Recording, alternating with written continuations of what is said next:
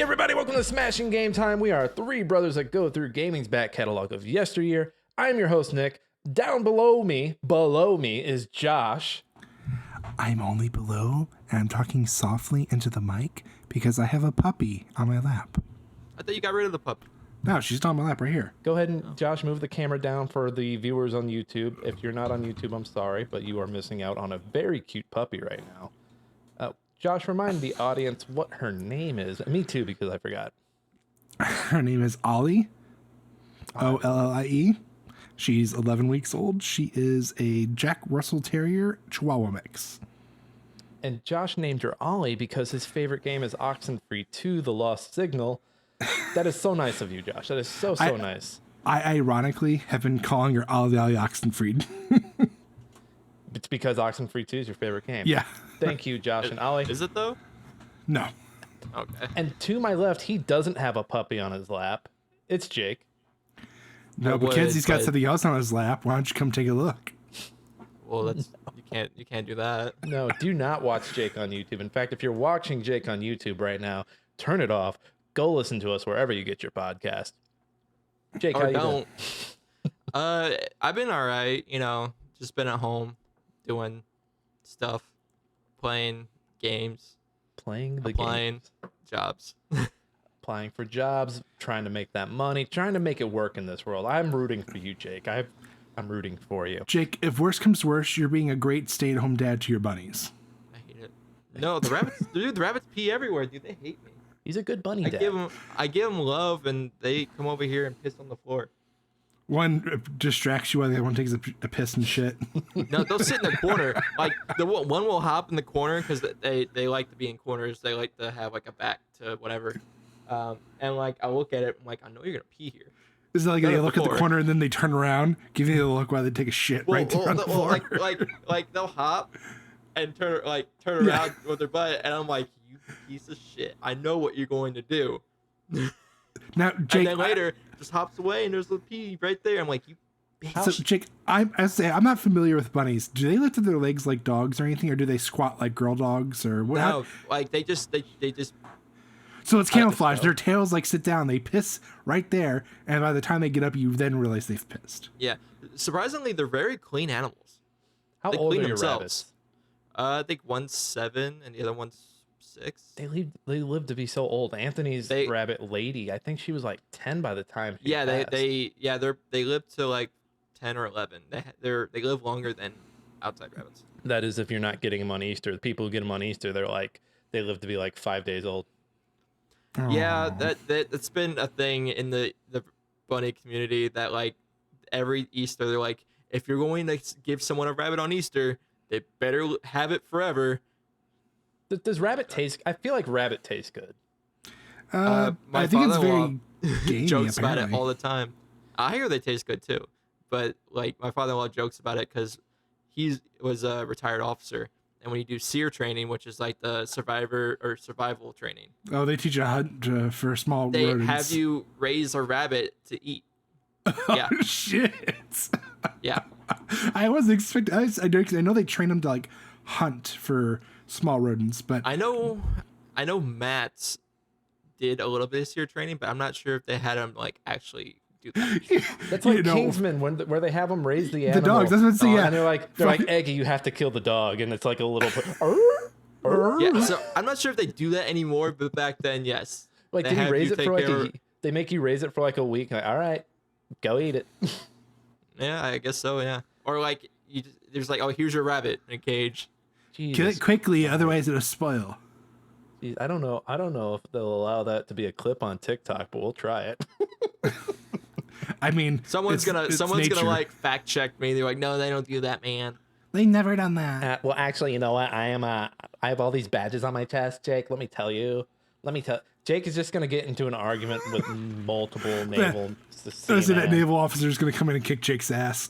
That's not the type of Seaman Jake's used to being covered in.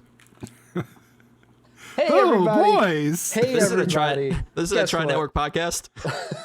Hey, everybody. Guess what? It is our first book club. We are all playing through Death Stranding Director's Cut. But before we get into all that, a little bit of housekeeping. We are a Trident Network podcast. Go check out our siblings. They are awesome. You can find Smashing Game Time anywhere you get your podcast. We're on Google, Apple, Spotify. You can also find us on YouTube where you can see these beautiful faces. Take a look at those smiles. Hey, in lieu of reviewing us and rating us wherever you get your podcast, just tell a friend. Fuck the algorithm, tell a friend. It's how the boys roll here. I don't. Jake doesn't. Jake's the only one hurting for money, so. Right. I need it. Hey, Donate. hey, if you got some internet stuff you need done, Jake's hurting for money and he's cheap. No. He'll Just do give me. anything. Just give me the money. I'll do the work later. I'll Maybe- pay. With the money you give me, I will pay someone to do that work for you, but I get like some of that cut. Yeah. Hey, now that Jake's desperate for cash, maybe I'll get the fucking foot photo that he owes me for our calendar. My feet are out of He's not that desperate. It's been almost a year. business. This guy just Well, won't make with the feet photos. I don't even think Jake has feet. I think the service Yeah. took them. service. Actually, Nick, now that I think about it, have you ever actually seen anything above Jake's ankles? No, I think Jake is a footless fuck. Jake, is that what they made you do in cross country? Was sell your ankles and feet? We're going to When you're done? have the footless community come after us after what Now, Nick just now said. that I Well, the think thing about is, it, they actually have to be able to stand up and come after us. So oh, you gosh, can't that's do that. fucked up. But now that I think about it, I don't know if I want to picture Jake's feet. All those miles of cross country that the dude ran. I don't think I want it. Yeah, runners' feet tend to not be the best looking, but there was one guy in college who was a runner that had good looking feet, and everyone was just questioning him, like, what? like, are we talking like, man, that's a solid pair of feet? Are we talking like you would do foot things with that feet? Yeah, it's a foot kind of thing. Were you licking his feet and you're like, oh my god, these are the cleanest cross country feet I've ever licked? He pulled a Bam Margera, pulled some guacamole or whatever, and put some in his toes. I'll pay $100 to eat that off his toes. I forgot that they were having people lick Don Vito's toes. We're moving on. Hey, I know we're all playing Death Stranding, but I want to get through what everyone else is playing in the meantime. Well, I think, Nick, you should start because you have the smallest list for once. I have the smallest list for once in my life. It's been a busy week of Baldur's Gate 3 and Death Stranding. My Baldur's Gate 3 review is finally out after hours and hours and hours and hours of playing through the campaign. And that's just the sex parts, boys and girls. Oh yeah, I save scum those sex parts just to see if I got everything I could out of the sex scenes. No, Baldur's Gate 3 is a lot of fun. I played on PC. If you're going to play on PC, I recommend playing mouse and keyboard. It's the best way to play. Because if you play the controller, it completely changes the UI and it uses like the wheels instead of like the ability bars. And the wheels are just clunky and you have so many abilities, and it starts to get even messier when you have to consider all your companions' abilities, and it's just a lot to remember with these wheels that aren't always available on your screen, as opposed to, oh hey, here's this long bar.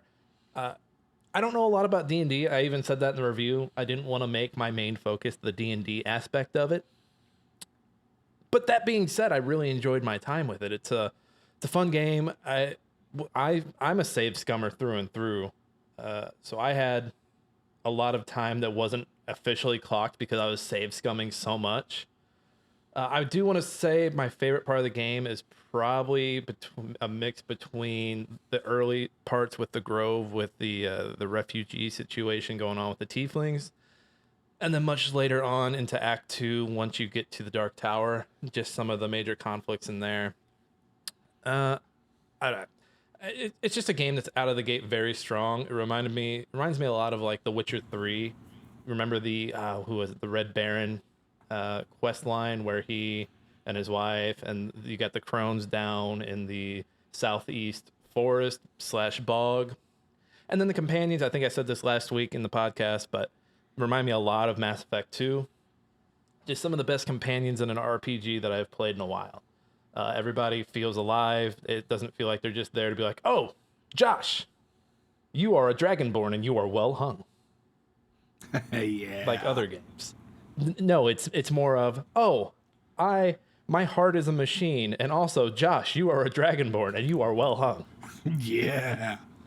Nick, one question that we all want to know is how much bear sex did you have? I did not fuck Hanslin, or the bear, as people know him. I have a soft spot for Shadowheart. She is she is the dark. What's the word here? I'm forgetting. Sorry, my brain has so much. There's a bunch of Death Stranding in my brain, but she's basically, for lack of a better term, a religious zealot. Like, she's like an assassin for SAR, this dark council. But she's like starting to question her religion the more and more you work with her.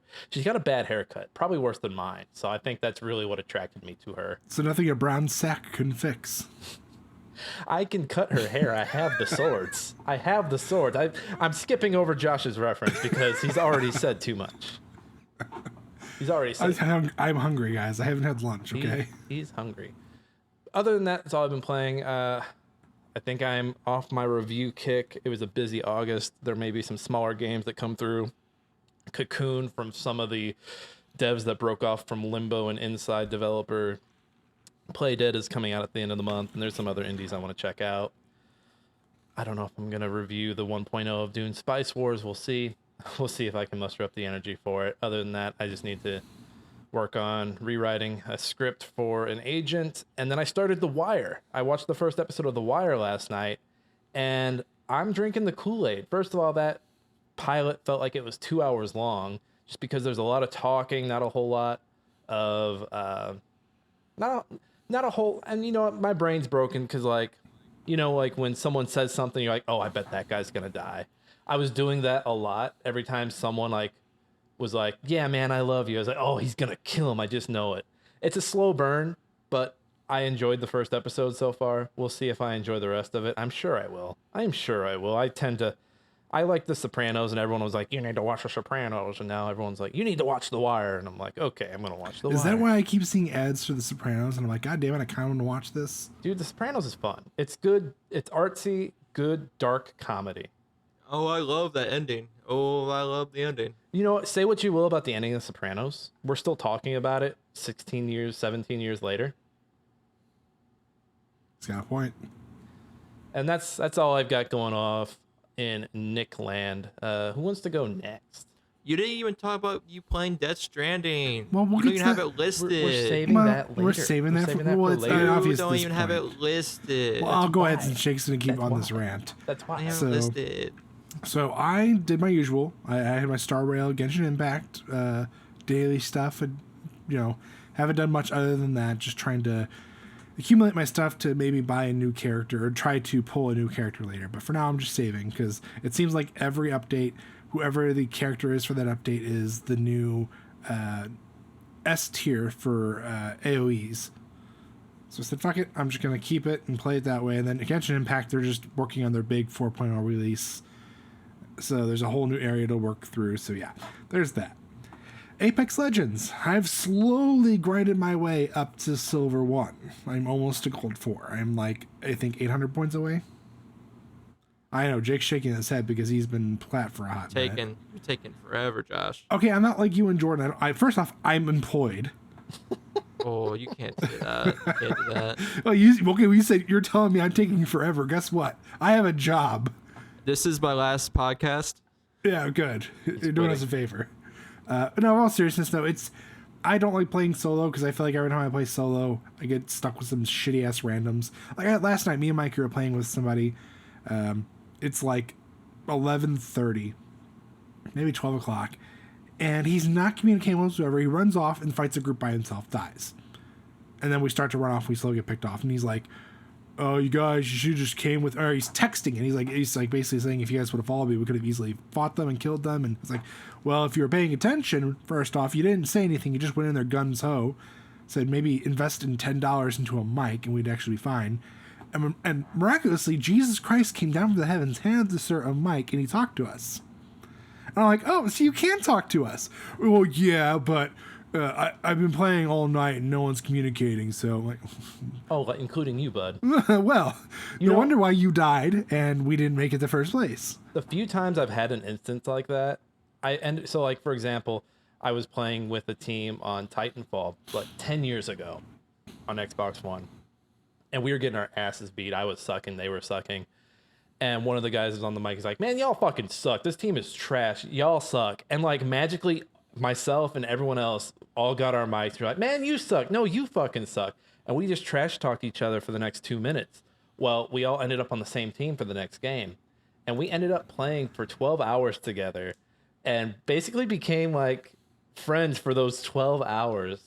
And we were all Xbox friends. I don't think any of us ever played again, but it was a magical moment that I still look back on fondly. I don't know any of their names, but we all fucking hated each other, and then we all came. Have that memory for the rest of your life. We were friends for the rest of our lives. Yeah, they're gonna be at my weddings. It's one of those things where, like, because this happens to me all the time, where you team up with a random that you just met, you know, cool person, and oh yeah, let's add each other on Steam or whatever, and then like that's the only time that you ever play with them. They're just sitting there in that friends list. Neither of you are like going to, you know, invite the other to play again. It's just, oh, I met this guy. This guy's cool. I'm probably not gonna play with him ever again. That was me with Iron Harvest. I met this guy named Erect Man, and we just kept chatting in the chat, and we ended up adding each other. Like, we'll play again. Never played again, but he pops up, and I see Erect Man is playing Starfield. So yeah, there was that, and then the other night when I was playing, I had this random player, female, I assume, because of the way they sounded. I was just speculating because there wasn't like a given other than the voice. They were doing terribly. They died first. We're in a gunfight. At the end, they only did 100 damage. I did 1,200, and our teammate did 600. And they would basically start going off like, "You guys fucking suck. You guys don't know what you're doing." And I'm like, I was like, coming from the person who died twice. And she basically told me to shut up, you fat ass white honky. I was like, okay, you're toxic as hell. You're getting reported. Josh, you're such a fat ass white honky. I'm a fat ass white honky, apparently. It's in my voice. It sounds like you got bread in your mouth. Can we name the episode Fat White Honky? Yes, you can. I don't know if for SEO reasons if we can or not. Let me look it up. Let me talk to the SEO gods and see how Fat White Honky plays with them. Yeah. So then on my downtime, when I'm not working on reviews, which I still have one to write and one to finish, I've been playing Tales of Iron. Don't know if you guys remember that game. I think you were talking about it the other day, right? I believe it's a Tales game. No. It is not a Tales game. Remember, it's the 2D Souls-like game where you're playing as the rat and you fight the frogs. Tales of Iron. I don't think I've heard of this. Once you see it, you'll know. No, I've never seen it. Never seen it? I've never seen it. Okay, well, essentially, it's a tale of you play as the prince who's working his way up to become the new king of the rats, and you have to fight the Empire of the Frogs, basically. I like it. It's very cartoony. It does have the Souls-like vibe, but it's giving me Castle Crashers, too. It does have some moments where it's kind of, I say kind of comedic because I'm still in the beginning. But for the most part, it's more like a playful type deal. You know what I mean? Like, it has some seriousness to it, but there's nothing like uber dark about it yet. You're going to pull this up for the folks watching at home. It looks really pretty. Okay, I haven't gotten to that part yet, so... This is a trailer, Josh. I'm not trying to spoil I'm seeing with the dead bodies and stuff. I haven't gotten that far. The dead rats. But yeah. Executed that beetle. So I've been playing that, and then, of course, Death Stranding, Director's Cut. Well, I think you can talk about the one game that you're currently working on. Which, you're talking about the review that I'm working on, or are you talking about the one that I said, I don't think we could talk about it? I think... Because street date is release date, right? Your NDA is up on release date. This will be out on the 10th, so this will be out after release. I've been soloing it, and I'm hopefully going to have Nick join me sometime this weekend to play cooperatively. But I've been tasked to review. Was it Dark Void? Is that what it's called? Void Crew. Void Crew. Dark Void is that's like a PS2 or a PS3 game, I believe. See, my names get all mixed up. I've got so much going on. Oh, I think Void Crew. This is already out, Josh. This came out September 7th. Oh, I thought it was September 10th. Was the Xbox game too. That might be your review due date. He's checking. He's confirming. He's confirming. Analyze. Enhance. Right there. It's right there. Josh is checking. No, it says due date 9/10. So does it have the little asterisk next to it? No, it doesn't. And I think it's because when he sent us the review, it did have the asterisk saying we couldn't talk about it. That's why I got confused. Talk away. So, Void Crew. Basically, it is a cooperative. It can also be done solo, but it's very fucking hard, at least with what I have. Cooperative, I would say it's a PvE, player versus environment. Essentially, where you go in and you do different types of tasks. So, like the beginning task is like the tutorial is introducing you to, if you die, this is how you respawn. If you have hull damage, this is how you fix it. This is how you use the power system on your ships, and how to utilize each area of your ship to whether you're building a new weapon or a new printer or whatever. It basically introduces you to stuff, and then the mission I'm doing now is I have to go to this satellite and start uploading this data that got left there. But as I'm doing it, I start to get swarmed by an enemy fleet. So not only am I tasked with keeping the signal going on the satellite, but I also had to fly back to my ship to get onto my turrets to fight them off. So is this space dogfights, but also first-person shooter fights as well? It's not so much first-person shooter fights. It's more like, or at least where I'm at now, it's first-person exploration for when you're not in the ship. When you're on the ship, you're doing everything from dogfights to traveling and stuff. Like, I'm pretty sure at some point we'll be able to actually go in and occupy enemy ships and take them and stuff. But for where I'm at now, it's like individual flying ships that are more just NPCs, enemies. It sounds pretty cool. You'll have to, yeah, I was just looking for that code. You'll have to send me the code. I'll just send it to you after this, yeah. And then what's the other one? What's the review that either just came out or is coming out? It's already out. It is called Creepy Tale, Ingrid's Penance. It's the third one of the series. It's a little on the darker side. It's like a childhood tale of like why you should behave. It starts with like your mom asks you to go take some bread to your grandma. You're kind of a dick to your mom and say, fuck off. Fine, I'll go do it, I guess. And you come across like this mud puddle and you're like, oh, I don't want to ruin my new shoes. So rather than, maybe just walking around, she throws the fucking bread loaf into the mud to step on it. And if she falls down, basically falls into hell. And she is tasked with getting out of hell to get back to her world. And it gives you the option of like, you either, become a better person, repent your sins, or you become the sinful one. And it's chock full of like puzzles and really intricate dark areas. Like the area I just finished was Owl City.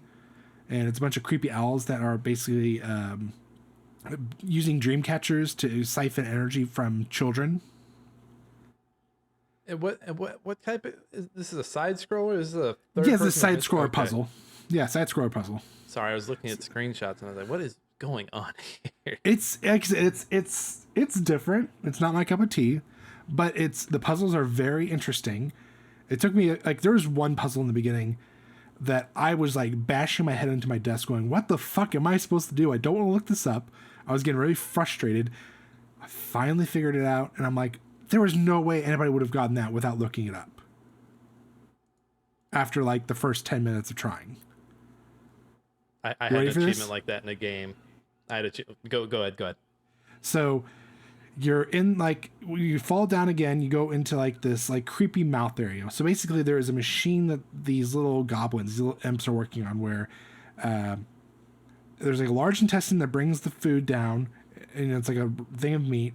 The imp like basically salts it up, puts it on the grill, takes it off the grill, sends it up a cage, and then a second imp grabs it from the cage, throws it into the mouth. The mouth eats it, but then it just digests it right back and it repeats, right?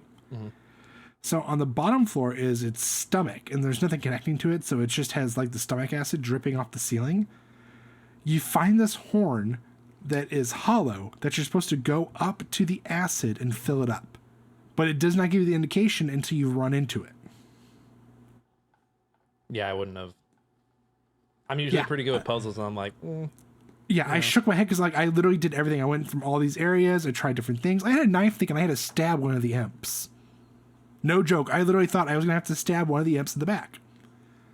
so, But nothing was happening. so are we buying this game or no?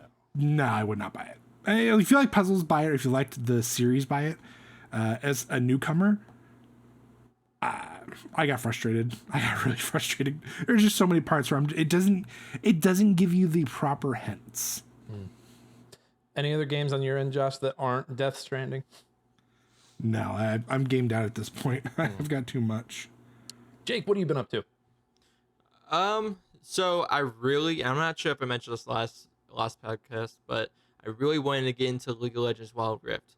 But one night I randomly was looking up to see whether esports was like since the last time I was doing research, and Riot discontinued Wild Rift's esports in every country besides Asia, just because of viewership and numbers and all that stuff. So I was a little disappointed.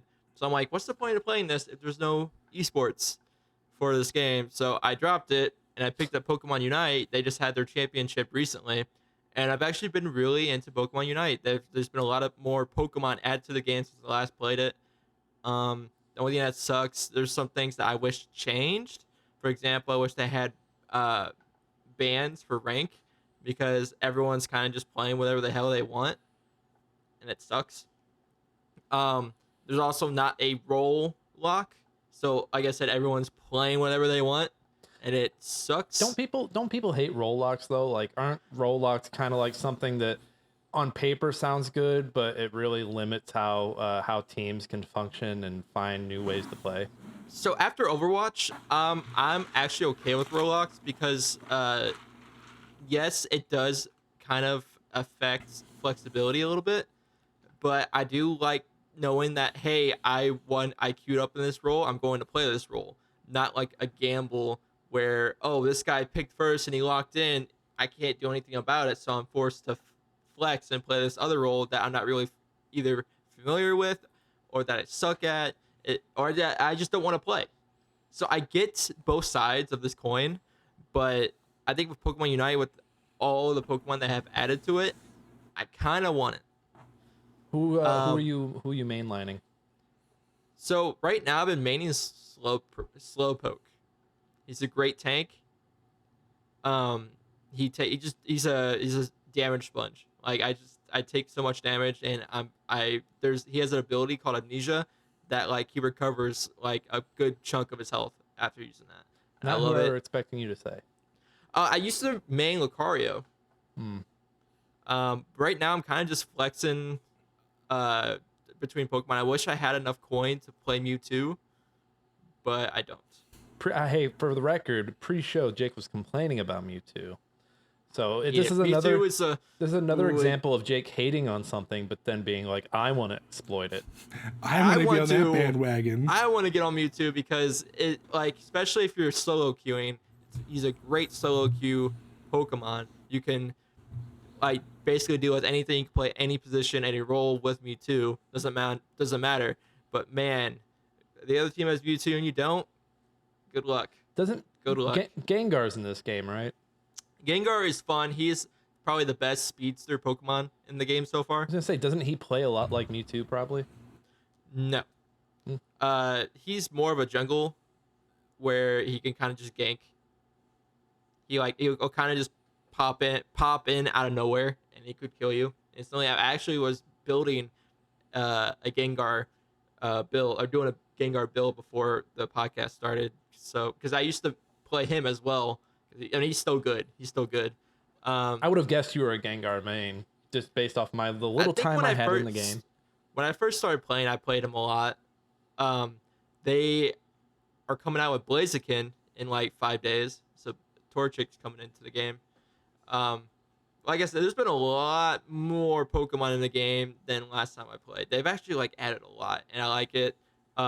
Their esports is pretty huge for what it is. I've been really enjoying that. You can play it on the Switch and on your iPad or phone. I actually talked to a couple people on their experience on both ports, and they said that the mobile devices actually have a faster respawn rate when it comes to input. So I'm like, okay. Hook up a controller to one of those bad boys and get No, going. no, you can't use controller on that. Oh, There's no controller support. No, but it works fine on the touchpad. It's fine. So I've been playing that. Apex Legends. Had my moments. I haven't really played much. I've been really playing the pubs, the mixtape mode where it's just team deathmatch, gun game, and control, just to get all of my missions done for the battle pass, since I wasted money on that. I won't play rank by myself unless I have at least one more person. And Jordan and I have been waiting for Josh to get at least the gold, because we can't play with him anymore until he hits gold. I'm almost like, my plan is by the end of today to get to gold 4. And then I've actually been streaming a bit of Brawlhalla, just messing around. I've been streaming on Kick. I'm up to 30 followers. Wait a minute. What? You're retired. You can't play Brawlhalla anymore. No, I'm not playing it competitively. You're retired. You can't.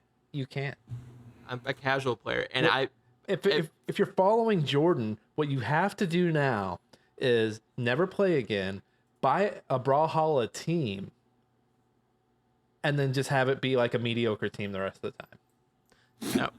No. So all I've been doing is just playing rank with either friends I beta Brawlhalla in the past, and we're just chilling, we're having fun. And what I like to do is, I know players that take the game so seriously, and when I beat them, I just shit on them. I taunt my ass off. I throw out those toxic emojis, those emotes, and like I just get in their head.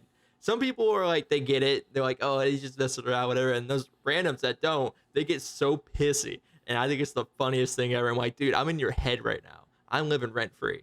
Dude, you're a cyberbully, dude. I am a cyberbully, but I'm not like I said, I'm not the KYS cyberbully. I'm not gonna like disrespect somebody. I'm just gonna taunt my ass off, and you're gonna bitch about it.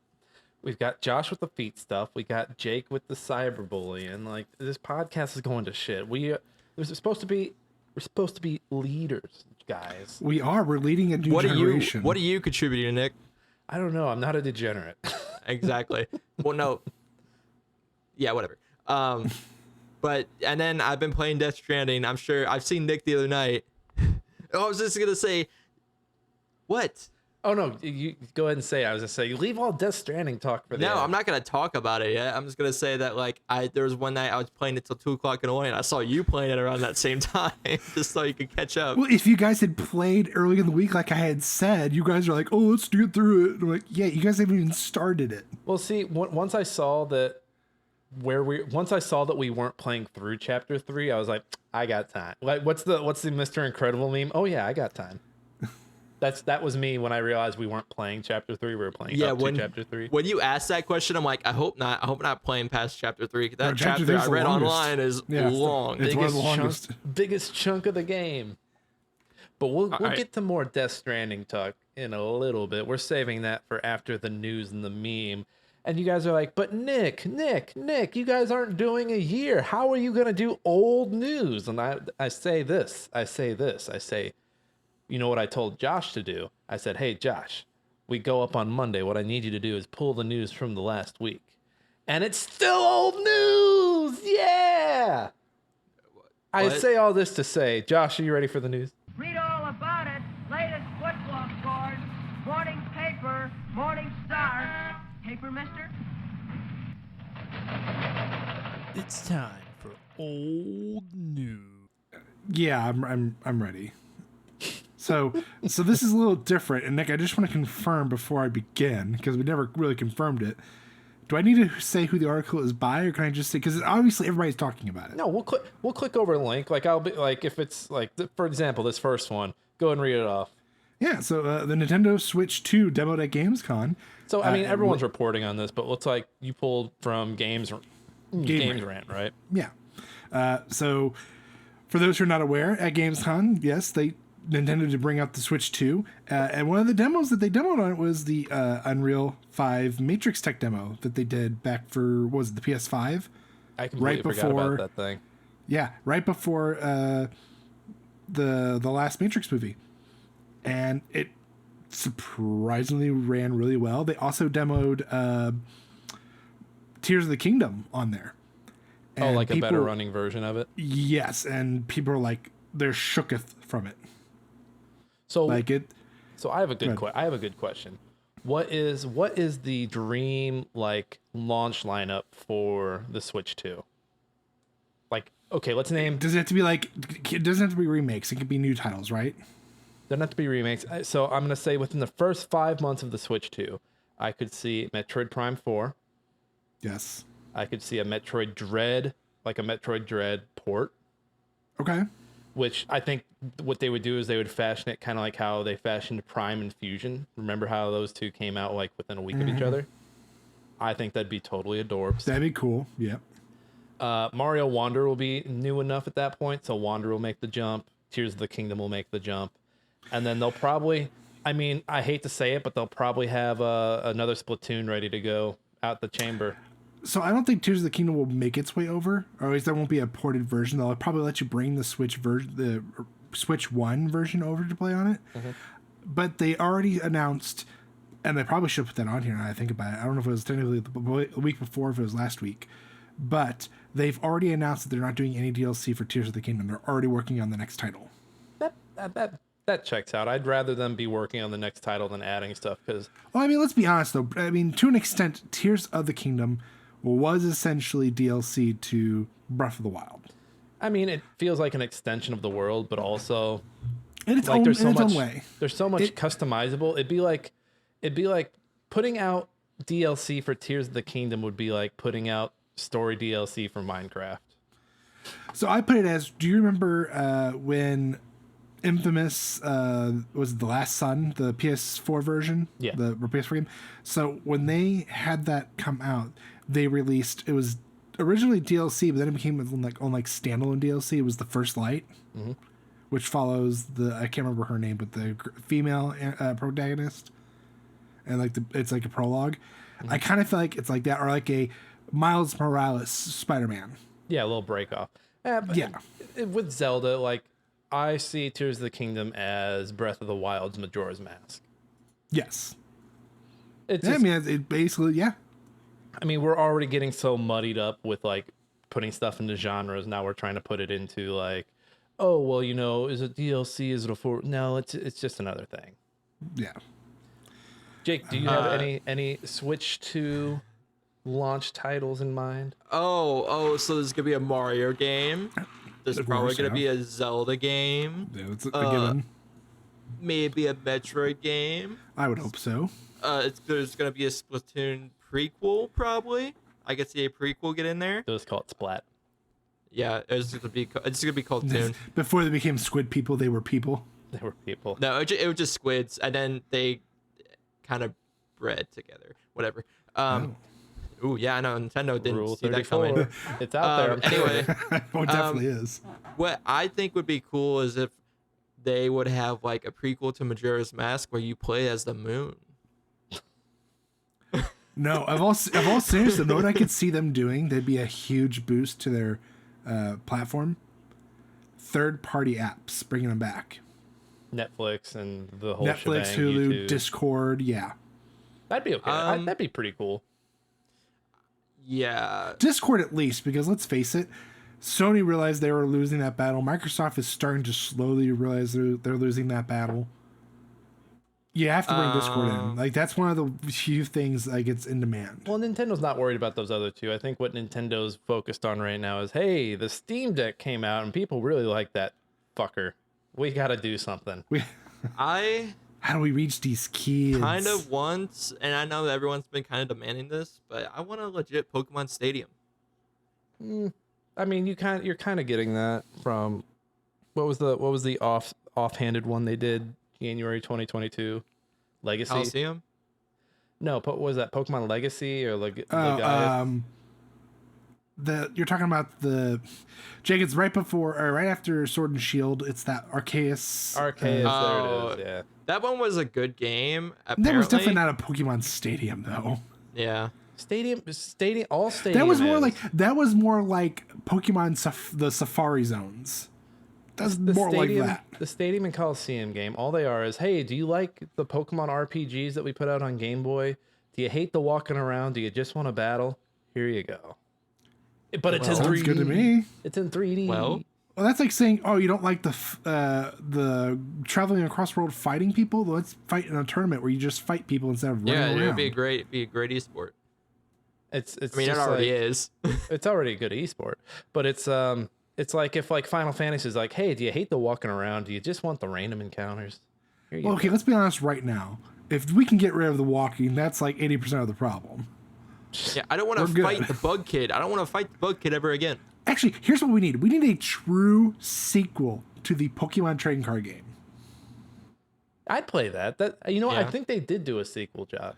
I think it wasn't exists. that a sequel like It was probably 10 years Gen ago? 2. It was Gen 2 or 3 though. So it was so 15 years ago. A while ago. Yeah, give me a new sequel with like, because let's face it, we've got Mega Evolutions. I don't even remember how to play the fucking Pokemon trading card game. I need a refresher, and then I need to know how to play all the new stuff. Oh, it's kind of like Magic, where here's this Pokemon. I put on a water energy on it. Now I can do this attack. Yeah, you need all those like elements. I didn't ask for you guys to give me a refresher. I want it to be done by professionals. All right. Well, you know what? Fuck you. All right. Well, yeah. Get out of here. All right. Well, we're going to move on then. Cyberpunk 2077 Phantom Liberty install size leaks. So this is another game rant, by the way. Not turning off my ad, people. This is not DLC. This is a standalone game, right? Yep. Is it first person shooter?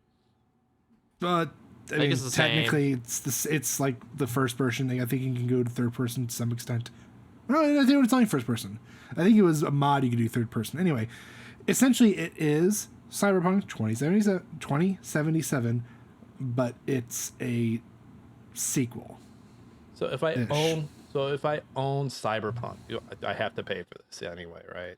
I can't. Yeah. I don't get this out the gate. It's not free. Motherfuckers. But I don't think it's a full price game either. I'm curious now because I actually don't know off the top of my head. So it's like what's the size leak? What's the size? 102 gigabytes. I hate new games for PC. These days. Whoa! Time out, Josh. If you'll read the article to your eyeballs here, Phantom Liberty will require another 32 gigabytes. So is it saying it's 102 with? So yeah, the game completely would be. Okay, I just looked it up. It is technically being marked as DLC, but I think it is still a standalone. Anyway, once again we get muddled into the muddleness of what is it, and it's my fault for just looking at the top and then switching pages to see if it's actually $30 and it is $30. No, you're good. I just think like I don't know. I see that they're putting this out, and I'm like, but did you fix the other thing? Like, did you finish dinner before you ate this dessert over here? Well, and like I said, it goes back to that argument we'd had a few months back where we had like the huge image of all the apologies from all of the different developers. Like, I understand to an extent that developers or the people who are actually doing the work for the game are being held at gunpoint and being forced to release games early because some greedy asshole up top, or assholes plural up top, are like, no, we need money now. We're hemorrhaging, even though they're probably not. I don't know.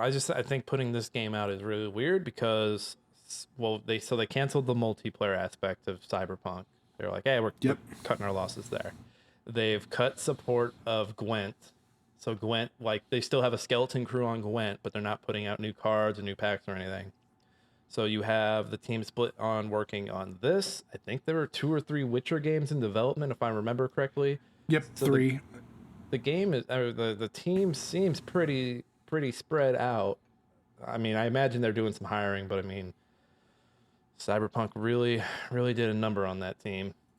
Dude, I cannot stand like when they just like drop stuff that they know they have a cult following, like Gwent, and like I kind of understand why they would drop the multiplayer. Because it's kind of hard. Multiplayer games nowadays, people have been playing the same ones for the last like decade or two. Counter-Strike, League of Legends, all that stuff. So it's kind of hard to get people to play like a new multiplayer game and keep them there. So certain games like Cyberpunk or The Last of Us, I honestly think don't need a multiplayer game.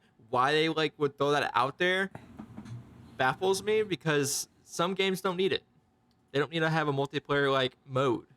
I'm still waiting for them to cancel the Last of Us multiplayer. I don't see it coming to fruition. I think their energy would be better spent on part 3. Yeah. But what do you know, Nick? What do you know? Just a guy in a chair.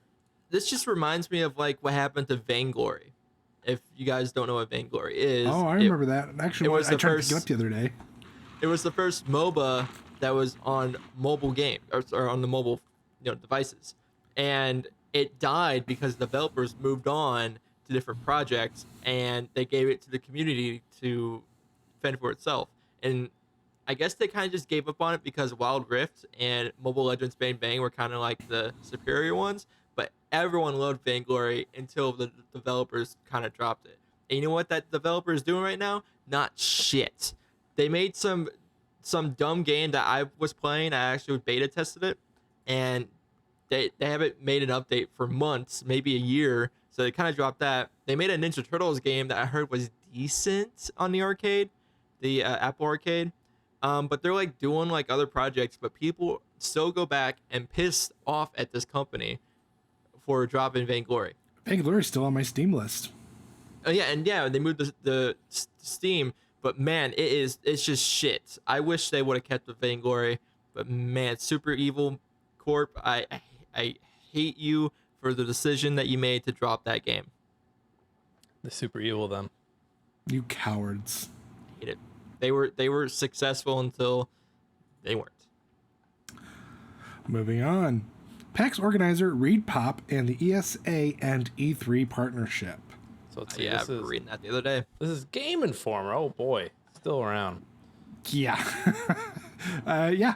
So for those who aren't aware, last year was supposed to be like their first coming of understanding with their like a mutual agreement. Obviously E3 got canceled. Or I say last year, it was actually this year, but 2023. And basically they said fuck you to each other, and now 2024 is kind of already hitting it. So they were working on ways to bring it up next year, but they've already lost their venue. That's not, as of right now, it's not going to be at the The LA Convention Center. Yeah, the LA Convention Center. Anaheim? Yeah. Thank you. Yeah, I couldn't think of where exactly it was, but so it's not going to be held there. No one knows where it's going to be held at right now. I don't see it coming back. I don't think there's enough. I think enough. For the next couple of years, it's going to be dead. Yeah, Nintendo, Sony, Microsoft are out of it.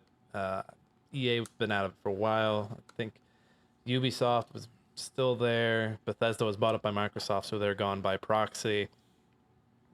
Yeah, you don't have a lot going on, and I love indies, I love them to death, but I don't think there's enough interest there to have them really carry a show.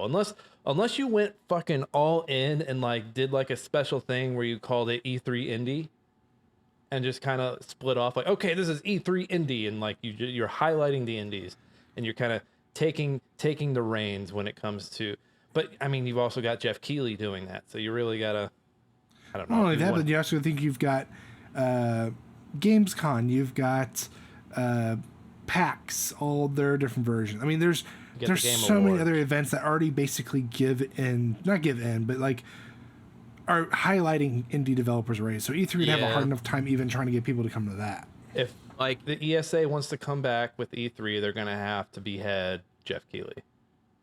Yeah. Like Josh mentioned, there's a lot of gaming conventions around the world that kind of help indie developers. For example, I know DreamHack, the couple of DreamHacks I've been to, they have indie developers there where you can test games. I mean, One Step from Eden happens to be one of my favorite games that I tested, and I actually won a shirt and some other cool merch playing that game. Really fun game. I recommend checking it out. They even have a multiplayer port called Duelist of Eden. It's not out yet. I think it's still being tested, but I think it comes out later this year. Really fun. It's like Mega Man Battle Network, but multiplayer. You go up against each other. It's really fun. That'd be cool. I know there's not a lot of announcements that come out of it, but I really want to go to the Game Developers Conference, GDC, one year. Just because it's like the dorkiest of them. Like people get up there and do talks about like different things really they're doing in in-depth development. shit. Oh yeah. Yeah. I think that'd be cool. Speaking of conferences, Des Moines this weekend has a Animate Des Moines. It's an anime conference, and Josh Lee is up here this weekend. And if I would have known that and I had a job, had money, I would have gone and met her for the first time. If you would have told me, I would have bought us tickets to both go see her. Who is this mystery lady that I don't know? So she's a English cover artist for anime intros and endings. She has a lot of good, like, I probably, my Spotify playlist, I at least have like 15 of her songs on it. She also does voice acting. Mm-hmm. There was a One Piece movie, One Piece Red, where she voice acted as one of the main characters. Speaking of One Piece, have you guys watched live action? Yes. I have not watched it. I keep seeing ads. I'm on the last episode. It's not bad. There's select things. Like, if you watched it, they skip over a lot. Yeah, if you watch the anime, there'll be stuff you'll be, like, picky about. But if you haven't watched it before, it's kind of like Arcane, where, like, I think everyone would enjoy it. My favorite character so far happens to be Sanji. Have you heard what his actor has done to prepare for the role? He's done so much, and he's great. He trained. He went to like chef classes. He went to, was it Taekwondo or something with his feet?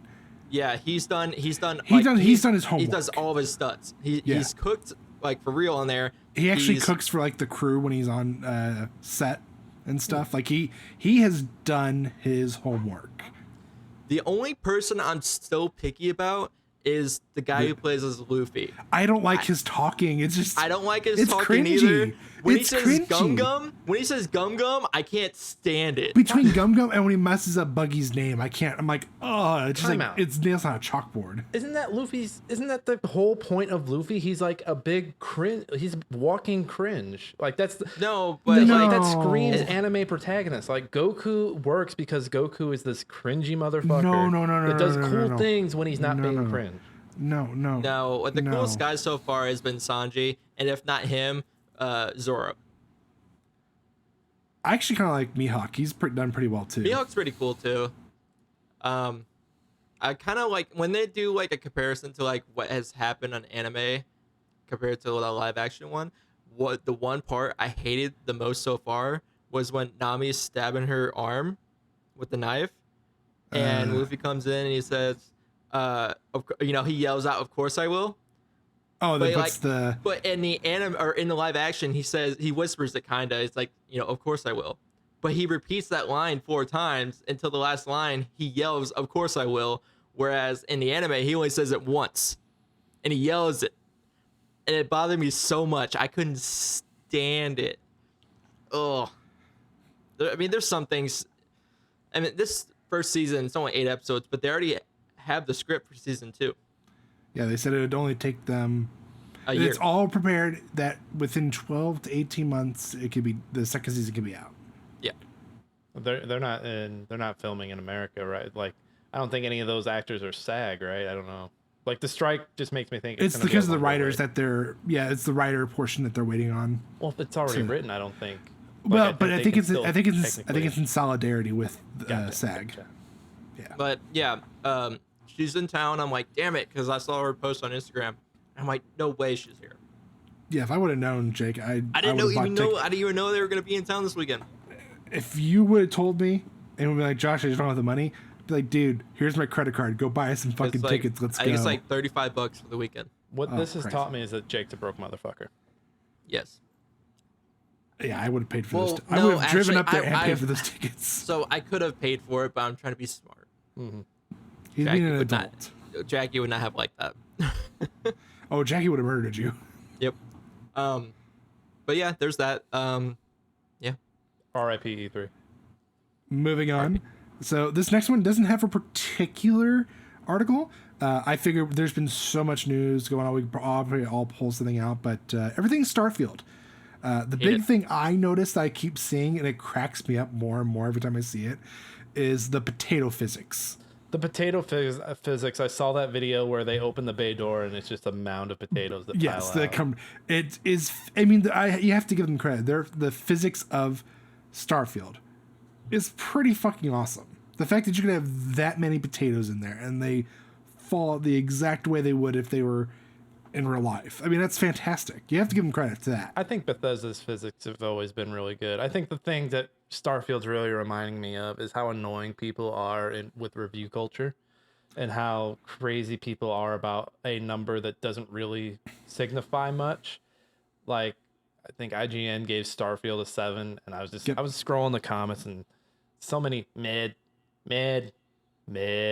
big L, Bethesda, big L. I'm just like, I hate terminology these days because like the mid and cap and it's so like you sound stupid. you're an adult, Jake. Jake, that was the most lit thing you've ever said. But yeah, just how crazy people are about it, and then the compare. Oh, it's not Baldur's Gate 3. It's like, no shit, you fucking idiot! Like, these 2 different games had completely 2 different paths, 2 different teams. Do you like everything in Starfield? No. Do you like everything in Baldur's Gate? No. Okay. I think the thing that bothered me the most that I've heard, and Jake's actually guilty of it, because you've said it. I don't know if it was your own opinion or if it's how you're repeating it. It's Skyrim in space. Oh yeah, it is Skyrim in space. But honestly, there's a few things I don't like about it. Is it looks like it should have looked better. Like, I don't know what it is. I know that it took forever to come out with this game, but the one thing that really bothers me the most is the text font in the game just looks it looks like a child made it. It's stupid. The whole mod community I hate right now for Starfield. It looks like they're not really trying. Oh, look, you could put Nicolas Cage's face on your flashlight. That's Why? a dumb mod. That's a dumb mod. I like the mod community. Like, the mod community lifts up games like that. The thing I've seen is people clamoring for, like, oh, they need a new engine, or oh, they should go with Unreal. To which it's the same argument I have about Steam, where everyone's like, oh, I'm not gonna pass until it's on Steam. It's like, no, you can buy stuff off of Steam. In fact, I'm playing Death Stranding from my Epic Game Store. Same thing. We don't need every game made on Unreal Engine or Unity. Like, it's totally okay that Bethesda has their own engine that they're working from. Is it dated? Yes. Do they need to update some stuff on it? Probably. But at least it's not just another thing in the Unreal motor running forward. Yeah, I mean, for me, the graphics aren't as big of a deal. Like, I'm not looking for, like, I don't want my PC to basically catch on fire and burn my house down as I'm trying to play a game. I'd be okay with I might. it. As long as we're out of it. Well, it's gonna be hard when you're in the room playing the game. It'd be a cool story. Like, hey, I was playing Starfield and my PC caught fire and burnt the house down. Hey, it's all fun and games until the family cat dies. Okay. And you know what? Todd Howard would be like, maybe you should upgrade your PC. That's the other thing I saw, that people were like, well, why isn't it optimized? And it's like, it is. It's just your PC. Your It laptop. is optimized. Maybe you your need laptop gaming on your Chromebook. You know those dumb ads. Actually, I like those Chromebook ads. But I hate laptop gamers. I hate it so much. People were like, why didn't you optimize your game? And Todd Howard took their head and farted in their face. like, here, just I mean, literally, there's system requirements on Steam. You ready? Let's hear him. The minimum. So obviously, I don't care about Windows 10. We don't.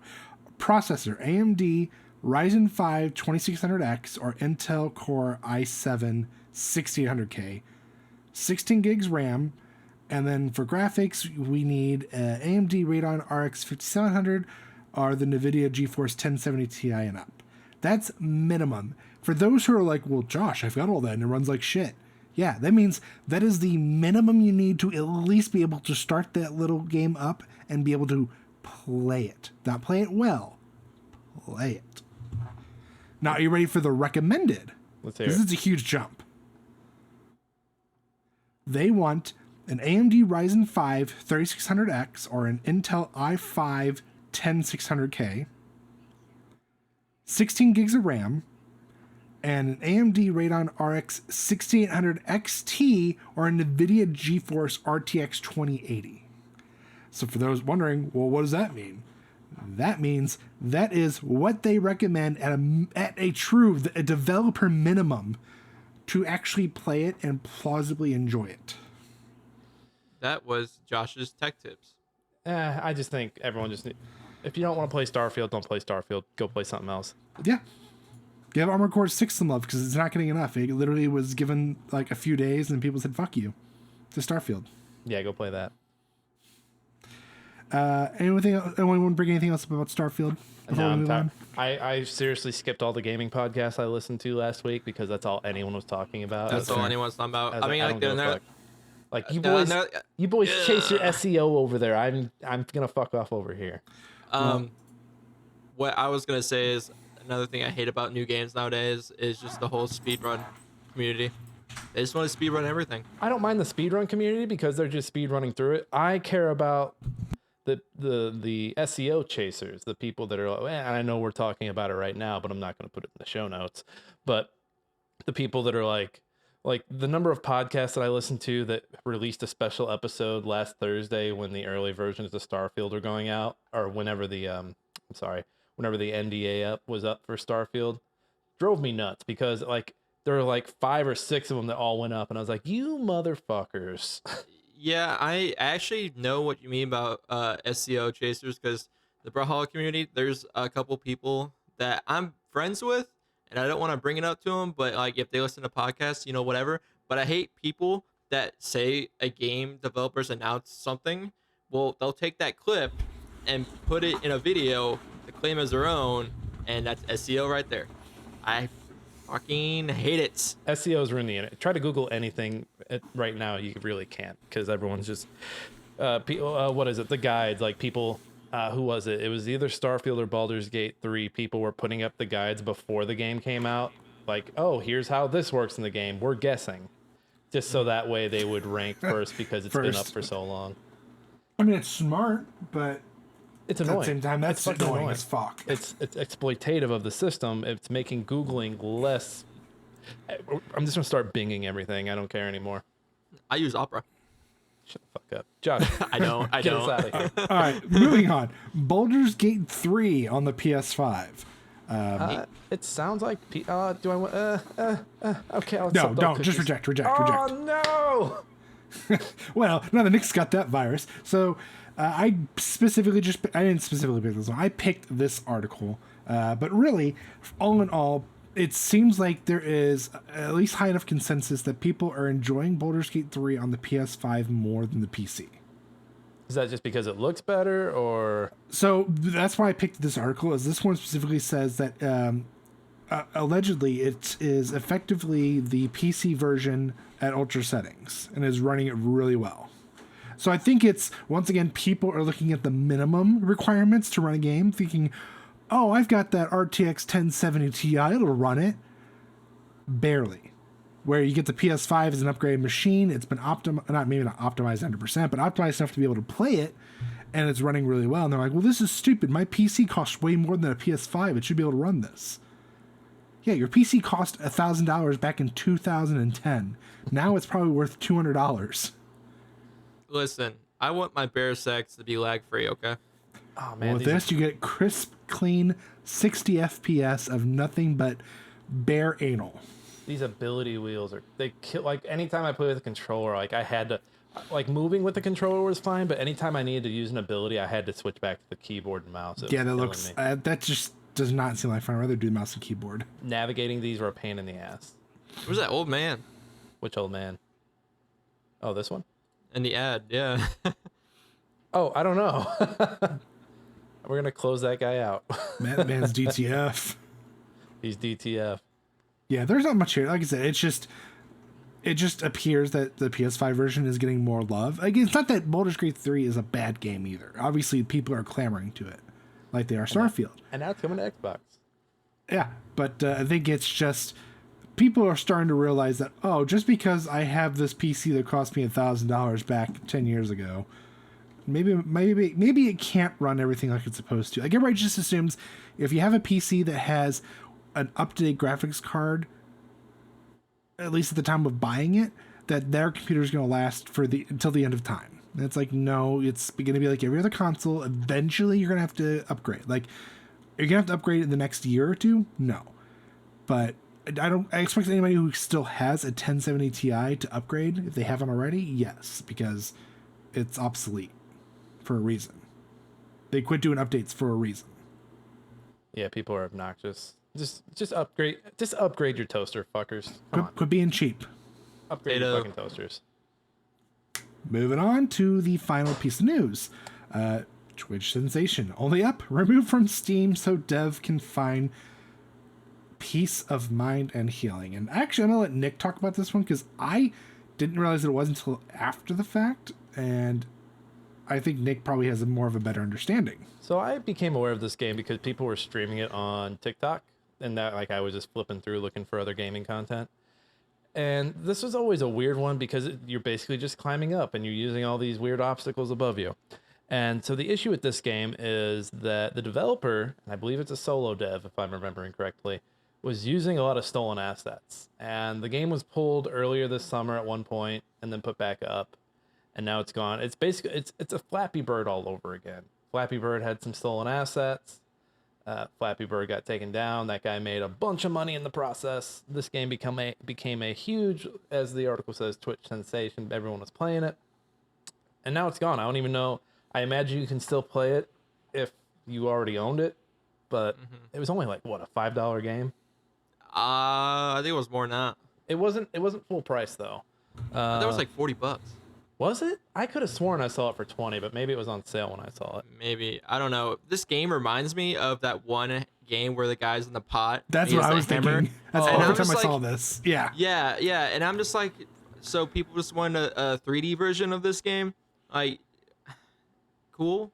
I know. I would see every once in a while. I'd see videos of it, and I'm like, this seems okay. I don't know. Like, I get it that to me this is the equivalent of reaction videos. Like you get a game that is frustrating enough, and you just react to it by playing it.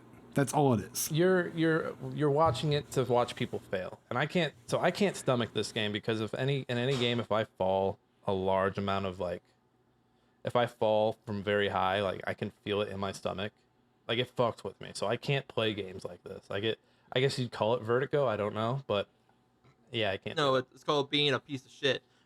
This article is from Kotaku, by the way. Yes. I don't know, when there's games where I could jump off anything, I mean, I try not to because I know if I take damage, I'm trying to avoid that. But if I know I'm not going to take damage, I'm leaping. I'm leaping, dude, because I want to get to point A to point B as quick as possible. But yeah, hey, if you want to play only up, tough fucking luck, it's gone, my dudes. Someone's probably going to sell an account. Someone's going to sell Steam accounts. Oh, I have it. $500, please. Pirate Bay. Man, just something in the back of my throat. Josh, thanks for pulling the news. Real quick, Jake, you got a meme for us? Me time. I think I got two. Yep. I got two memes. All right, show us what you got. Oh man, so we got.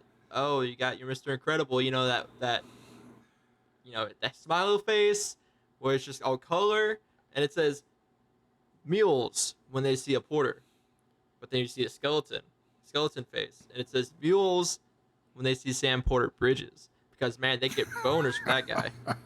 Oh, they want to fucking kill him. And what's this other one? This other one? Well, if you play controller on Death Stranding, it's the perfectly balanced meme from Avengers Endgame? Yeah, that's Endgame. Or Infinity War. I think it's Infinity War. Infinity War is where he has this conversation, yeah. And on the knife, you have the R2 and the L2. And you have Norman Reedus saying, perfectly balanced as all things should be, because if you have anything, well, if you need to balance your character, you have to use the L2 and R2 to keep your guy balanced. And honestly, I keep those on sometimes just because I hate hopping over. Yes. 100%. Annoying. It's annoying. Jake, thank you for the memes. They actually lead perfectly into the first round of our book club. We're all playing Death Stranding Director's Cut. We all played up to start of chapter 3. I'm a little behind, but I've been there before. So, game originally came out 2019 before COVID. let me say that part, because now everyone's writing a video essay about how this game predicted COVID, and I just want to grab all their heads and smack them against the wall. Well, people already. So this is Kojima's first game after the huge Konami breakup. people also, just slob on Kojima's cob about the everything he predicted with Metal Gear Solid 2. Which, looking back, it's kind of amazing the things that he was saying there and how much it relates to stuff now. But man, like, find another video game to write a fucking college thesis about, please. Yes. Well, that's why they picked up Death Stranding, and they're waiting for Death Stranding 2. I'm surprised we're getting that, but that's so this game opens. So for those not in the know, Kojima, and I don't think you can really talk about Death Stranding without talking about Metal Gear a little bit. So Kojima's background, he was working at Konami, did all 5 Metal Gear Solids. I think he was also attached to the 2 original Metal Gears.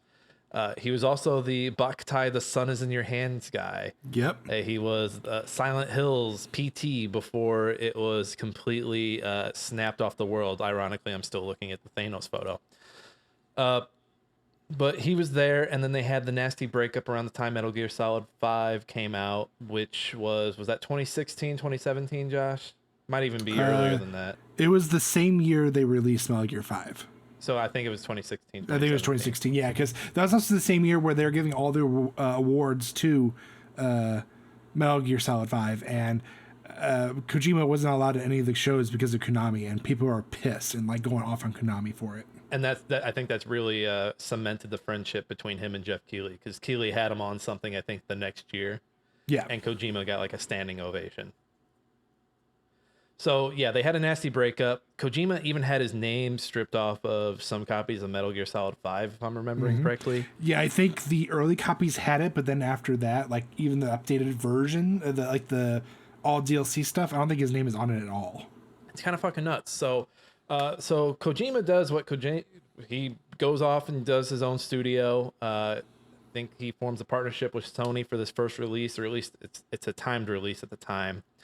Norman Reedus was attached to be part of PT, and so I think Guillermo del Toro was also as well. Yep. Yes. Those guys both follow him into this next game. Norman Reedus ends up starring in Death Stranding as Sam Porter Bridges, which is just the dumbest name I've ever I hate that heard. name. When I heard that, I'm like, why am I playing this game? And I think in the opening hours of this game, the thing that it made me realize that Kojima, and I mean, we talk about him a lot, but it took a whole team to make this, but his games tend to be very exposition heavy in the front. And, I was listening to him and Dead Man talk, and I was reminded of Snake and Otacon. Yep. And them just very on the nose talking about stuff. Otacon mansplaining something to Snake, and Snake being like, "Oh, like I can't think of anything Snake says, but D." Just him being shot completely. I mean, have you noticed that when they talk, sometimes they talk on the codec? Mm-hmm. Well, and so what drives me, the codec drives me nuts because you have all these holograms, these perfectly visible holograms that look like the person is there. And then you hop on the codec and it looks like someone's shitty art project. Yep. That's what I was thinking too. I was like, what is this? Come on. So it's like, why do you have a codec and these people you're working with. So your mom is the president, which for some reason, or I think it's your adoptive mom. Yeah, that's what I'm thinking too. And for some reason you don't remember that at the beginning. So, like, I bring up the Snake's D because Sam basically has a moment. The president, like the president is dead. Like you're complete donkey brains in like in the prologue of this game, right? Yeah. No, I mean, yeah. Okay, so obviously it's very muddled. Like even up until now, it's very muddled of exactly what is going on. Like they don't even really like. Obviously, it's part of the story we're going to eventually learn. But at least where you're at, nothing makes sense. The world is... You're trying to connect the whole entire United States and at the same time travel it, but realistically, you're not. Yeah, I always find... So in the first few chapters, you connect a few things, and you only walk like less than a mile. But then it skips out to the map of the U.S. and it makes it seem like you've walked a state. Like, I'm already in Michigan. Like, okay, that's weird. Because, like... I see like how close we are to like, our hometown, St. Louis, and I'm just like, I hope I see that damn arch. If I don't see that arch, I'm gonna freak out. The BTs took it out, Jake. I'm sorry. Yeah. I mean, so I think it's a matter of we're eventually going to learn, and obviously with Kojima, his games are very they heavy reliably on the cutscenes and narrative. Mm-hmm. So I mean, at some point we're eventually going to have to sit the controller down, go get some popcorn, maybe even get a jug of water and something to pee in so you don't miss anything. The scene where the president died, I tabbed over into something else and was reading something, and then I missed her line, and I was like, "Fuck! I did the need same to pay thing, attention." except for I was playing Apex while it was going on because it's like, God, this is a long cutscene. So and I did the same thing when it's Sam talking to the AI. I can't remember her name. Emily. That's like your sister, right? She's like your adoptive sister, right? Yeah. So because I was confused, I was like, are they brother sister? And then I was like, oh wait, Sam was probably adopted. So it's kind of a Dexter Deborah Morgan type scenario. Yeah. Because I'm like, wait, she's my sister, but I'm kind of getting vibes that she wants to do me. Because she keeps fuck me eyes. She keeps popping up in the room where I sleep and shower, and she's singing and poo-poo. And she's singing like London Bridge is. What the fuck, man? Is she just some serial killer shit? Is she just a clone of her mom? I think so. I think because every time you see like flashbacks of him dreaming, the mom's always wearing red. So my assumption is she has to be a clone. That's my thought, just from the outside looking in and not having finished the game originally. Because she's also, once they get her back, she's supposed to take over and be the president, apparently. So when this game initially came out, I don't think it reviewed totally well because I don't think a lot of people expected the game that we got. I think they expected a Metal Gear. People expected a lot of gunplay, a lot of fighting, and there's not a lot of that. You get poo-poo and pee-pee grenades eventually. You get these different weapons, but I just love the fact that I could piss somewhere and make a mushroom. So is that how that happens? Yes, you put wherever you. Like, I see those, and I'm like, how did someone put this here? I'm like a fucking dog. Every time I see a mushroom, I'm like, I have to pee on that mushroom. I literally have a mushroom outside of the Westport distribution city, and it's getting big. It's getting pretty big. I just like how everything is just in like currency. Everything just likes. I was like, oh, this is just like that Black Mirror episode. I would love to know the reasoning behind that. Like, you know, like obviously with Metal Gear Solid 2, there was a lot of reasons why he was like so heavily about ads and AI. Like, I get it, but I wonder what the whole like situation was. Like, what made him go with that route? So I have a theory, and this is, I mean, this is unfounded, but as I'm playing this, and a lot of the themes, a lot of the through lines are about connecting and making connections and lasting relationships. And you guys remember, not Fort Solace. You guys remember Somerville from last year? The the game where the aliens invade and you're trying to find your family. It was from one of the developers that split off from Playdead. And so as I'm playing this, I'm like thinking of that a lot because both of these games are games that came out after a nasty split up between a solo dev and their development team or the publisher or whoever. And both games are kind of calling for like, hey, we need human interaction, we need human connection. The only way that we're all going to survive is by working together. I think the likes kind of play into it. I don't know. Again, we'll probably discover more at the end, but I think the likes might be a superficial thing that might not have any meaning. Kojima might be like, haha, you collected all these likes, but do they really mean anything? No, it was about the connections you made with those people who left that ladder for you so you could cross the river. Now, trust me, if this game didn't have that, where, you know, you're going using other things that people have already built, it's going to be a lot harder than it is. Mm-hmm. But that being said, I'm only liking things that help me. I'm like, oh, this is a good spot. This guy's got 3,000 likes on this bridge. Well, because this is a great it's a great bridge. You use that bridge, damn it. Well, and I'm seeing a lot of parallels to how TikTok works and everything. Like, you know, as there's one of the ports you're coming out of, there's a ramp that you can go up, and I see a lot of people like spamming stuff on there, and it's getting a lot of likes, and I'm like, oh, that's someone that just is realizing there's a lot of traffic through this area, and they're trying to take advantage of that, as opposed to, oh, hey, this guy oh, this really useful bridge over here only has like 20 likes. I'm gonna throw a shit ton of likes at it. So it's kind of like finding your corner of the internet and appreciating it instead of just like the people who are the bottom feeders. Like we were just talking about Starfield and people who are like just SEO whoring themselves out so they'll pop up in a Google search. And so I thought that part was pretty fascinating.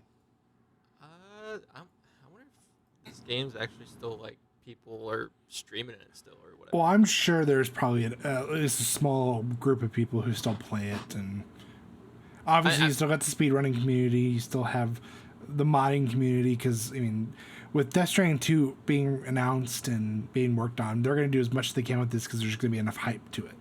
I was watching a video because I took a path, but I wanted to see what another path someone took. And going through the comments, it was funny because someone was like, oh, thank you for the no commentary video, but also those paths you're taking are shit. And I was like, yes, there are people out here that are like talking shit on paths. I really like the map. I really like the map of the game because it shows you your path, like your path to each destination. Yes. And it also shows you paths of other players. And so I bought the game off the Epic Game Store, so I might be on a different server from everybody. I might be on a smaller server that has fewer players. I don't know how they. I'm on the PS5, and there's not too many things that I've come across yet. Okay, well, and I think so. You can't really get anyone's stuff until you connect a port to the what is it? The Chiro network. Yeah, Cairo. The Cairo network. There it is. And Sam Porter Bridges has better connection than Spectrum. I wanted to dish Spectrum network or Spectrum charter while I was here real quick. But yeah, I don't know, because I see some DNA in this game from Breath of the Wild.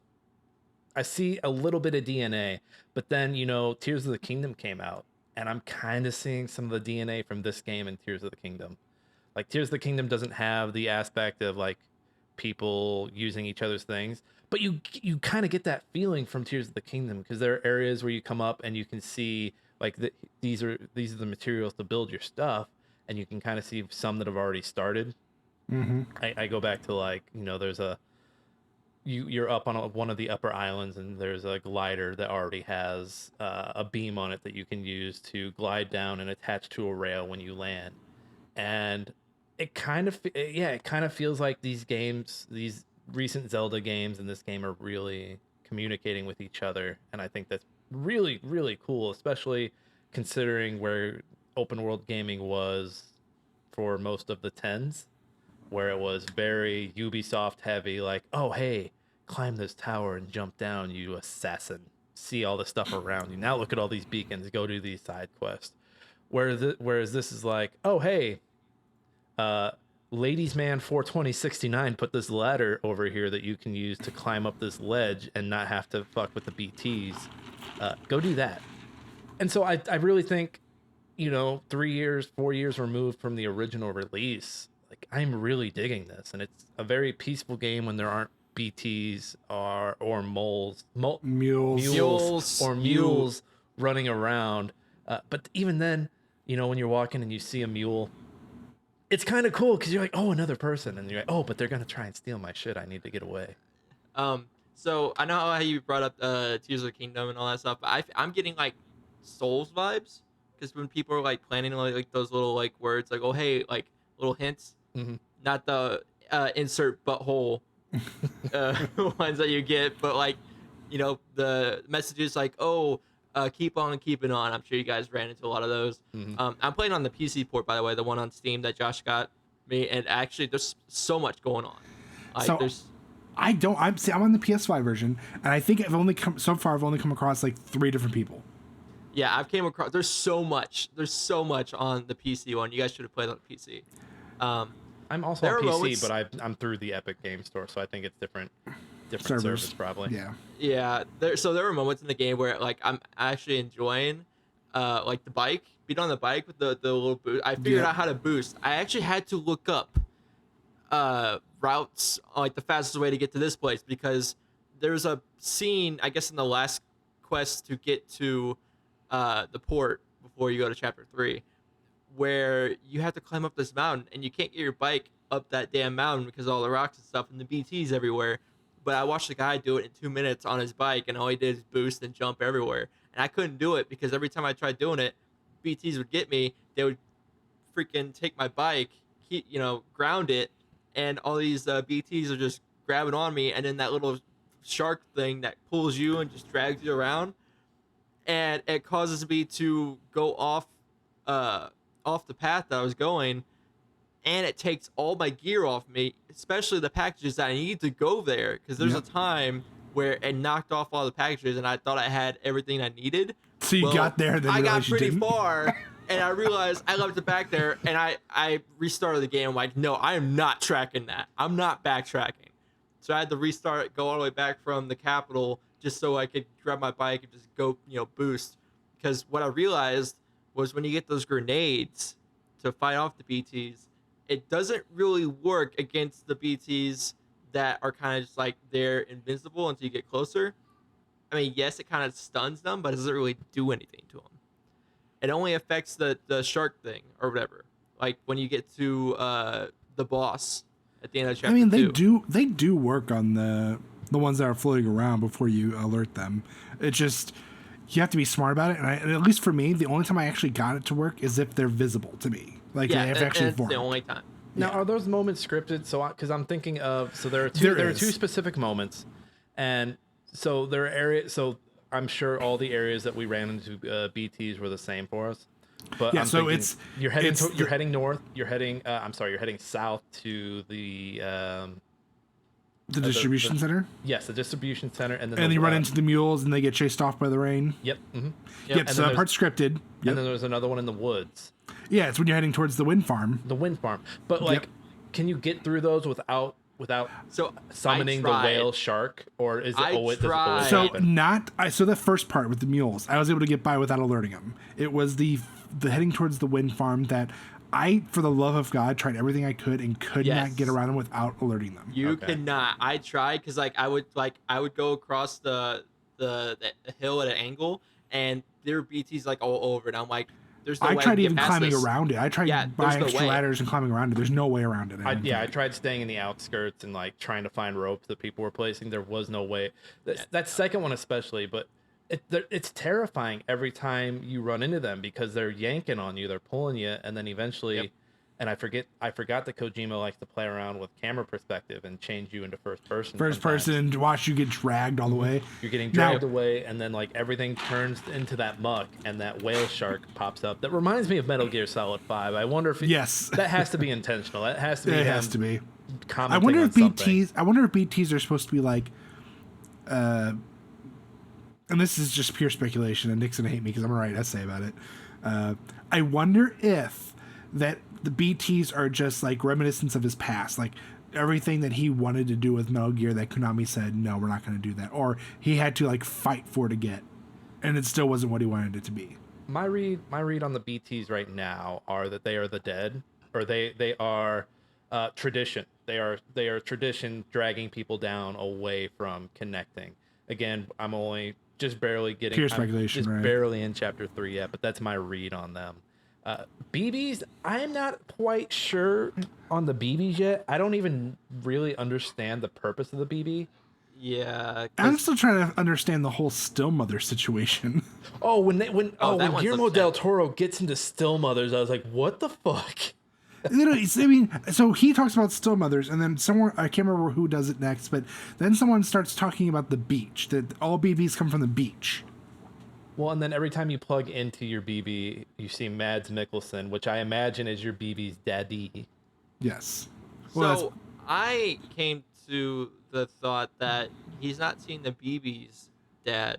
He's seeing, I feel like Sam Porter Bridges was a BB before. That's just my guess. I see. He's and seeing his memories. And I recently saw the trailer for Death Stranding 2 again. And it was very BB focused. So I was like, oh man, maybe they don't explain the BBs 100% here.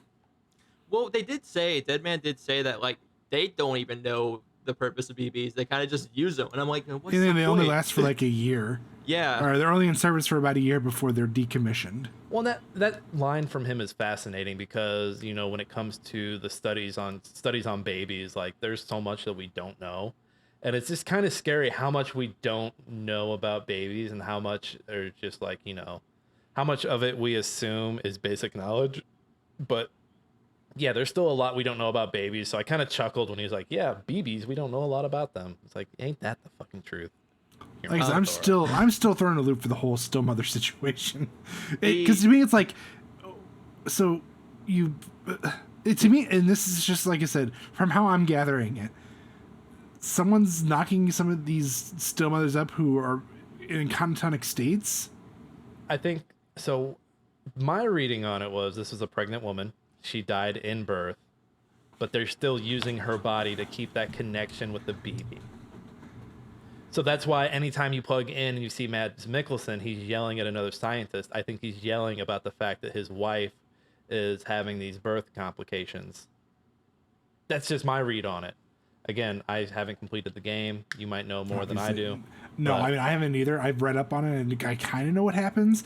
But I'm like, it's getting understanding of it. Because it's like, you can sit there and you can read the synopsis to all the Metal Gear Solids all you want.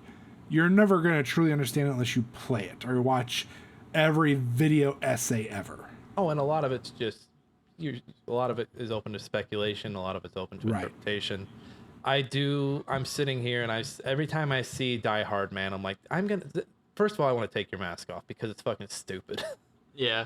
Like the way the teeth move every once in a while, depending on what he's saying. It just reminds me of Black Mask. That's all it reminds me of. And I'm also just like, this feels like this guy's going to have a heel turn here. He's going to like be the bad guy here at the end. I just have that vibe. He seems very friendly. He seems really nice, but I'm like, I'm waiting for you to turn on me, dude. I'm just like, who let this guy near the president? Oh Jesus! Who let the skeleton guy near the president? Why is he? He's the only guy wearing a stupid fucking mask. Besides the guy at the end, yeah. At end of chapter 2. Yeah, that guy. Another thing, back to the BBs. There are moments where like the BBs are freaking out. You gotta calm the BB down. Mm-hmm. Half the time, I'm just like, I'm not calming you down. I'm just gonna let you just deal with this, and I'm trying to get out of here. I'm trying to get out away from the BBs. Yeah, fuck your feelings, kid. We all live. Jake, you're gonna be a great father one day. I know. But this is a game.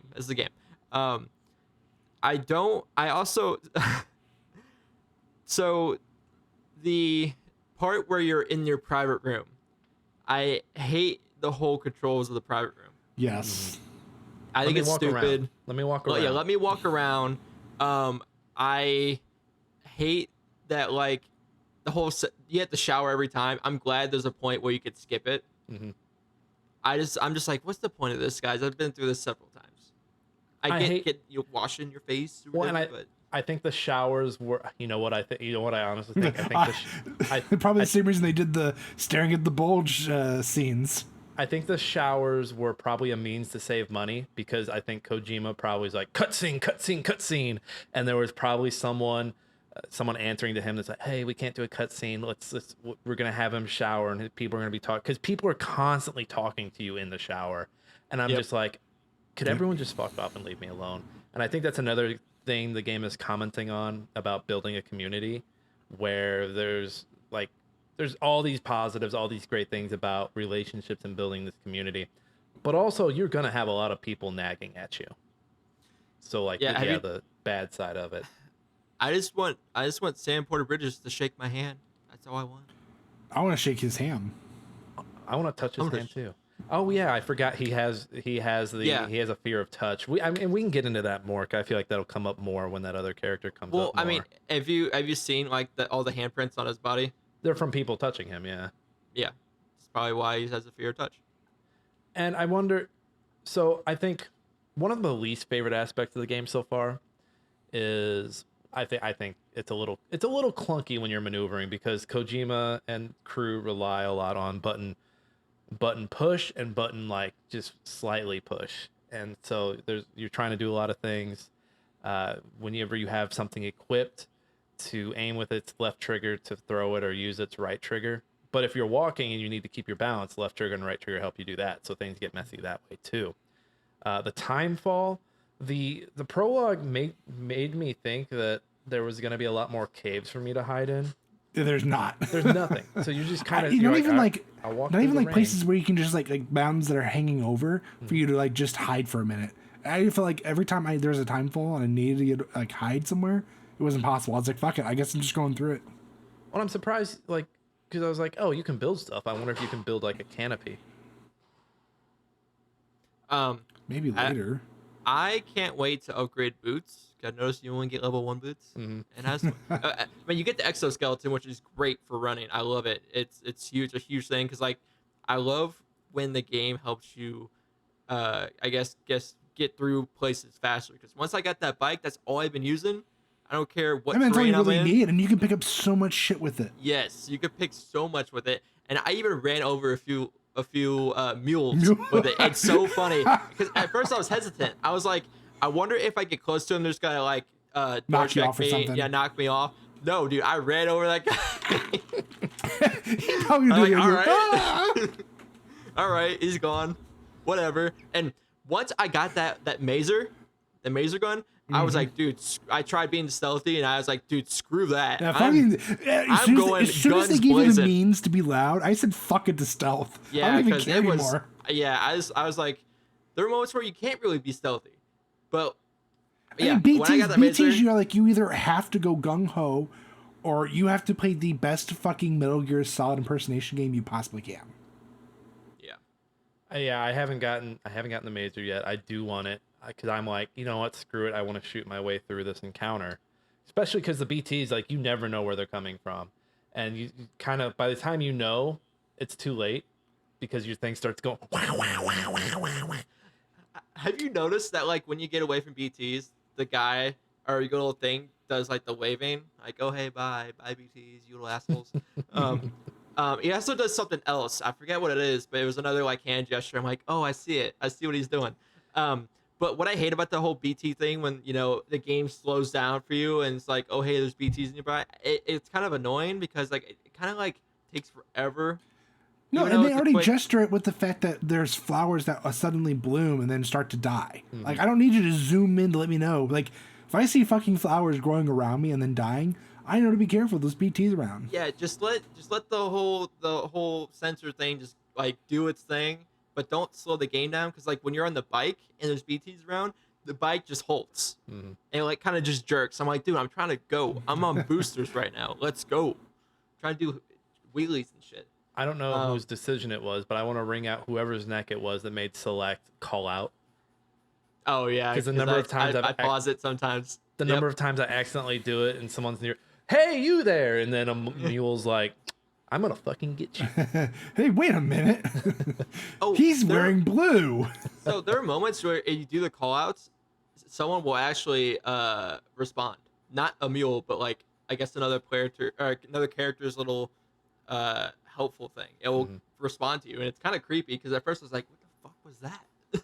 I haven't run into that. I've ran into, I don't know if you guys have, but some of the drop boxes, they'll have holograms of people like waving you down. They scare Someone the has a shit out of me duck. every time. There's a duck in one of them. I was like, what is this thing? What? And did you know you could actually select your music for those things too? Mm-mm.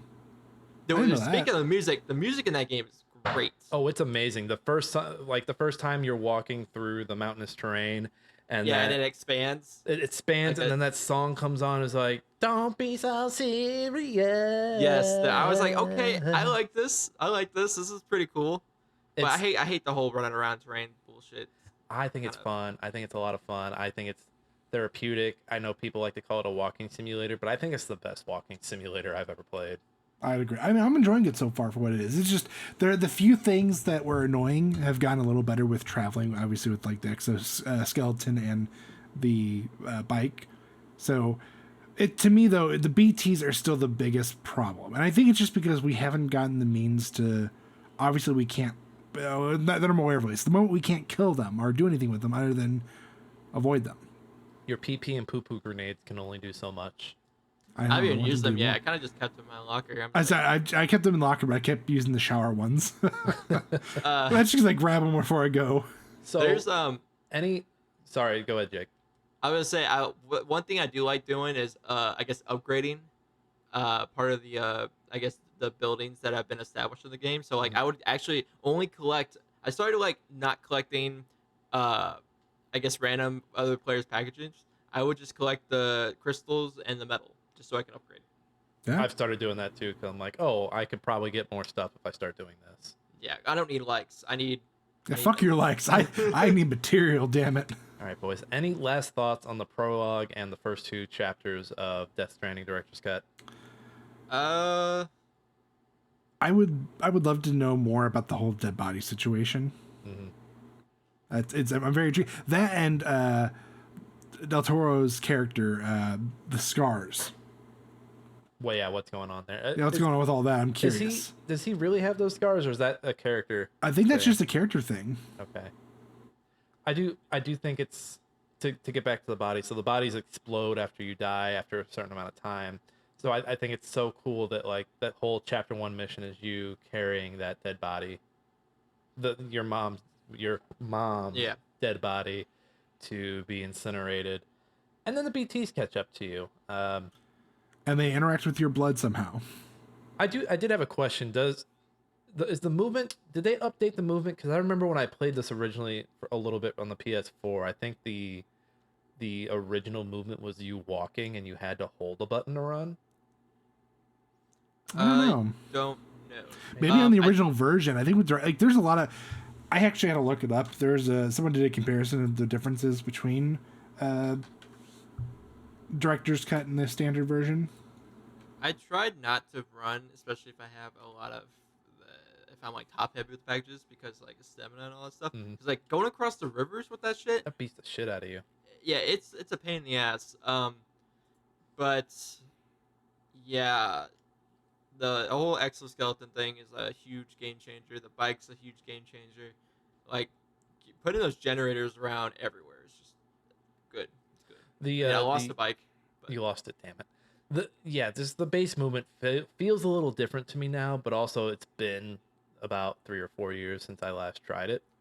Yeah, so with director's cut, they made a lot of quality of life improvements, and that was one of them. Okay, I thought so because I remember that was something I remember from the original that I kind of pinged it for was, man, it's really slow, and that was also a time in game like 2012 to 2019. For some reason, everyone wanted to make their base movement slower, which drove me fucking nuts. Like I don't want to hold A to jog. Like just let me fucking jog. But Not everybody can be a GTA Nick. I know. That's my final thought. Another thing I hate was when, you get dragged by that little land shark thing, by the BTs or whatever, and then like you have all that goop, all the liquid, and you're just trying to climb out of it, but like you're kind of like your guy is hesitant to like get over stuff, and you're slow. It's just a pain in the ass. Yeah, it's a pain in the ass. Yeah, and I really like the stuff that lets you spray your equipment to heal it up. Reminds me a lot of Fortnite. I was like, I just like playing Fortnite. Every time I've used it, I kept thinking Metal Gear Solid 2 looking for the bombs. Oh yeah, that too. Oh yeah. That's what I kept thinking. About that. I never used it. Cause I'm just like, you're just gonna get this damage, and you just have to deal with it. I don't give a shit. Yeah, I've gotten all S ranking so far. So same without that. I think I only had to do it for the power supply going to the wind farm, and that's only because I got attacked by the BTs and they drug my ass halfway across and it stayed in the mud. Oh, I dropped everything during that attack. Yeah. That was annoying. What difficulty are you guys playing? Hardest. Regular. Yeah, I'm just playing normal. Yeah, Josh, you do that to yourself, sir. Yeah. But that's just it. I prefer a challenge, and if you're gonna give me, I'm gonna play the hardest mode you're gonna give me. And I'm gonna be pissed if once I beat it, there's an even harder mode after it. I'm gonna be like, son of a bitch, you're gonna make me play this again. Well, gentlemen, we made it through the first book club. I don't think we have an agreement of where we're gonna meet the next time. I would say let's get through the next 2 chapters because it sounds like chapter 3 is the big daddy. Yeah, I'll get it more in depth, but for now, let's agree the next 2 chapters. The next 2 chapters. Hey everybody, look at that. Our first book club is in the books. We got through the episode. Special announcement. Next week's episode may be a special interview. I'm working on getting that scheduled right now, so that's why I say the next 2 chapters, because we might have a little more time, you guys. But so stay tuned for that. We'll update our socials once we know for sure that those interviews are going through. Guys, I am Nick. You can find me on Twitter at @ThatKaufman. You can find me on Twitch and YouTube at NickFatKnight. Josh, where can the people find you? You can find me anywhere and everywhere at I'm Josh Sang. Jake, where can people find you? I'm currently streaming on Kick. You could find me at kick.com, where I'm currently streaming Brawlhalla. I'm waiting for TFT set 9.5 to come out, so I'll probably stream that when it comes out. Hitmaster, maybe Grandmaster, who knows? I'm hard stuck. I suck.